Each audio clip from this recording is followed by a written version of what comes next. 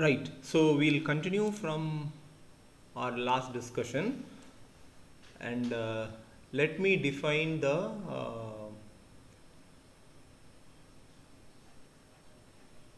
sigma, various sigmas of ammonia. So you will have so this will be one of the axis, right? So this will be your sigma v. This will be your sigma v dash, and this will be your sigma v double dash. And let me label the hydrogens 1, 2, 3. Now we have to do the following operations: similarity transformation of sigma v with the rest of the group elements. So what are the group elements? Sigma v dash, sigma v double dash, C3, C3 twice. So what I have to do is I just have to write the other element and its inverse on either side. Okay. So sigma v, sigma v, sigma v inverse. Then sigma v dash, sigma v dash inverse. Sigma v double dash, sigma v double dash inverse. Sigma v C3 to C3 inverse. Then sigma v C3 to inverse. So let's do each of these operations. So first let us do E. So always note that it will be from right to left. Right. So let me just take ammonia H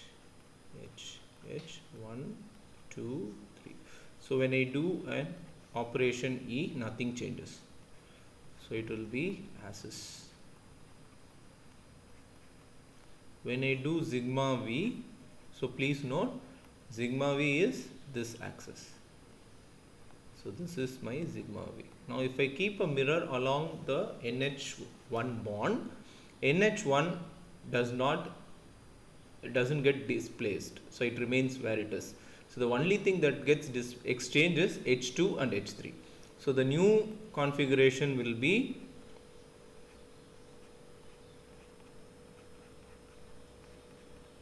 H1, H3, H2. Now if I do another identity operation, identity inverse, which means I do E, I get the same configuration. So H1, H3 and H2. Now let's see what is the relationship between this and this. Meaning what operation I have to do on this A so that I get B. What operation I have to do? It is nothing but sigma V. So the answer for this is sigma V. Fine. Now let me do the same. Let me do the second operation. So what is the second operation? The second operation is sigma V, which is similarly transformed by sigma V dash. Okay, so sigma V inverse. Okay, so again we go from right to left. So first let me do a sigma V on this. If I do a sigma V, so the NH1 bond doesn't change, H2 and H3 changes. Now again I do a sigma V. So what happens? Again I get only these two change. Now again I do a sigma V inverse. Now what is sigma V inverse? Sigma V inverse is nothing but sigma V itself. Okay, so please note this. Okay. So if I do a sigma V again, what will happen? 2 and 3 alone will get exchanged.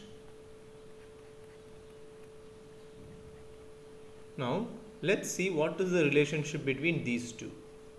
you can easily make out that the relationship between these two is again sigma v. So I'll write sigma v. Okay, so what is this? This is sigma v. This is sigma v. Now let us do the third one. Let us do the third one.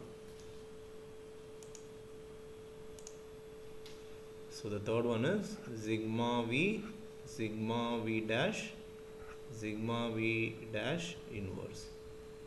So it's better to write a bracket when you do the write the inverse, so that it's not confused with the dash. Okay, so again we have to go from right to left. So what is this?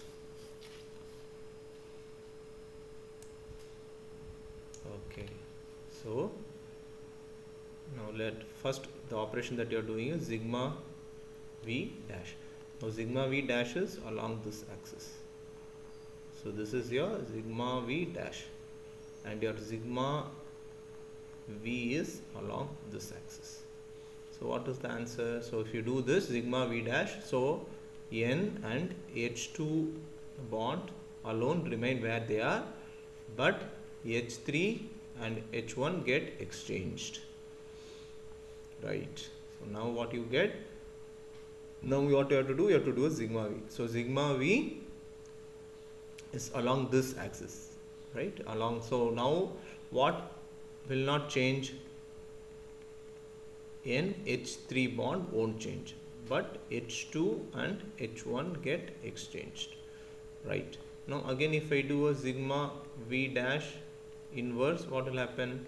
So again I have to do along this axis, along the horizontal axis. This is where sigma v dash is. So what will happen? Again H3 and H2 alone will change. H3 and H2 alone will change. So let me do that. So H3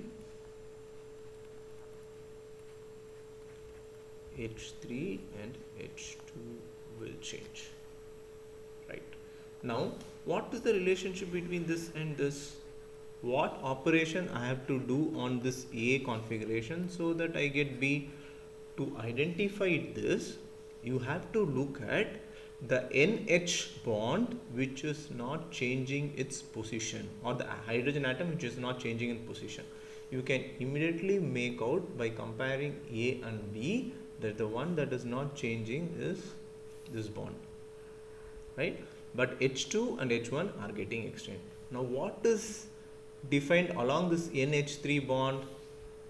If you go up, so you can see that it is sigma v dash, sigma v double dash. So the answer for this is sigma v double dash. So the answer for this is sigma v double dash. Right.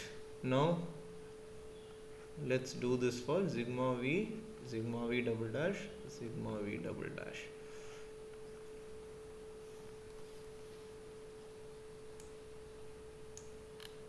Okay, so this is sigma v double dash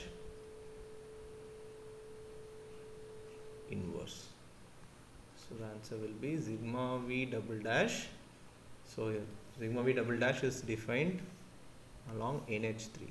Okay, so this is where it is defined, sigma v double dash, and your sigma v is defined here. So this will be N. So NH3 won't change, whereas H1 and H2 will get exchanged. Now I do a sigma v. Sigma v is defined along this. So NH2 won't change. NH2 won't change, but H1 and H3 will get exchanged. Again, if I do a sigma v double dash inverse, that means I have to do a sigma v double dash. So if I do sigma v double dash, so NH1 bond won't change. So this won't change, but this and this will get exchanged. Now let's compare what is the relationship between this and this. Now if you look, you will notice immediately that N and H2 have not changed, so only H1 and H3 have exchanged. So what is the mirror plane that have defined along NH2? So it is sigma v dash. So the answer is sigma v dash. Now let's do the same thing for sigma v C3 C3 inverse.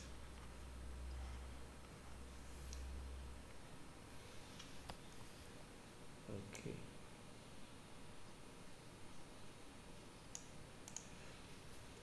So let's do a C3. So if you rotate this by C3, everything will get extended to the next position. So you have H1 will come to H2. So H1, H2 and H3. Now you do a sigma v. Please note, if you do a C3, the sigma v position that we have defined earlier remains where it is. Okay, don't think that because I am doing a sigma v, so I have defined sigma v here. Now because of C3, the sigma v comes here. No. Now your new sigma v is not around this axis. No. Okay, so it is still where we have defined in the initial case. So it is still sigma v is still here. Okay, so please note this.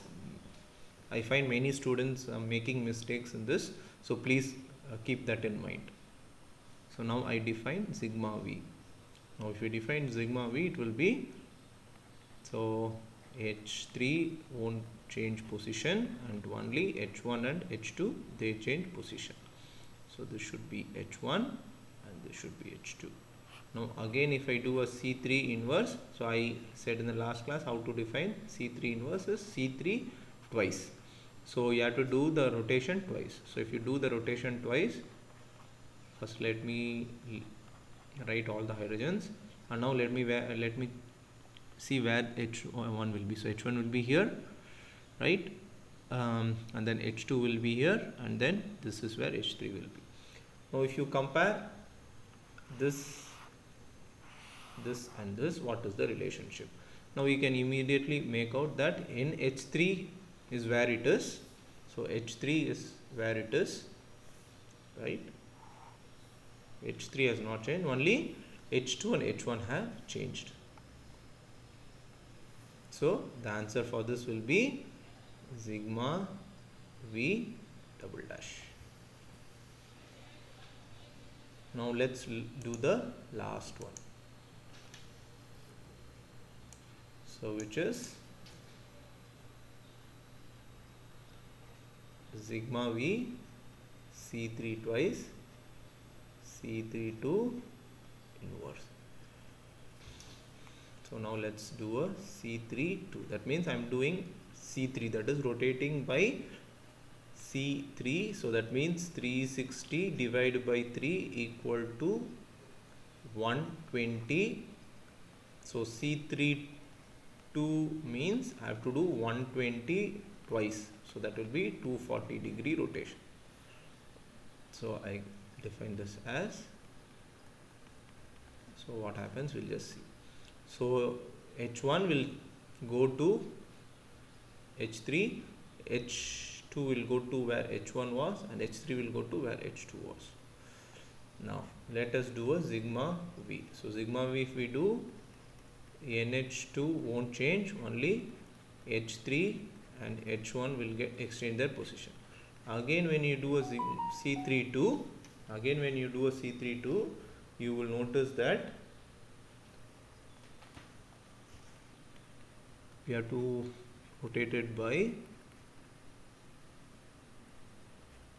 240 degrees. So H1 will come here, this will be occupied by H3 and this will be H2. Now let's compare this and this. Now if you compare the A configuration with B, what you see, what is not changed, what has not changed, so you will notice that the H1 position is where it is, right? The H1 position has not changed, right? The H1 position is where it is. So if you compare this, so you can easily tell that the answer is sigma v. The answer is sigma v. So in all the operations, so okay, let me just write the answers on top. So this is sigma v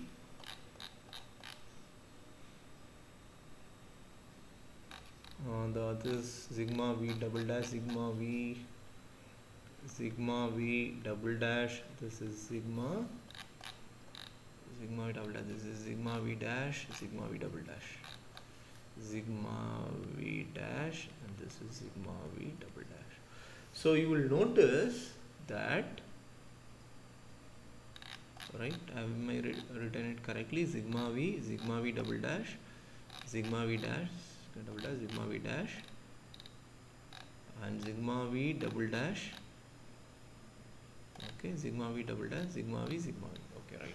Now look at this.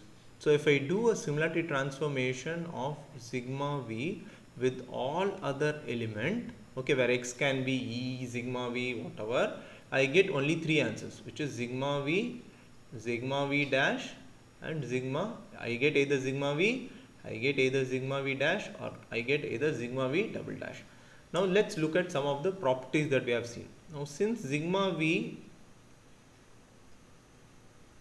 is conjugate with sigma v dash, and sigma v is also conjugate with sigma v double dash, we can say that sigma v dash is also conjugate of sigma v double dash. So this was one of the properties that we have seen for conjugate elements, right? Okay. Now you do the same thing for C32. Okay, so what we have to do? So we have to do this for C32. So we say that, so based on this, we say that sigma v dash and sigma v double dash, they form a class. So you can be asked, like, to prove that using ammonia, whether sigma v, how many classes are there, what are the different classes. So you should do all these operations and you should tell me how many classes are there, right? Now we can also do the same thing for C32. We can also do the same thing for C32. Okay, so that we'll take up, that I'll just want you to do first before we meet in the next class. So we'll stop here.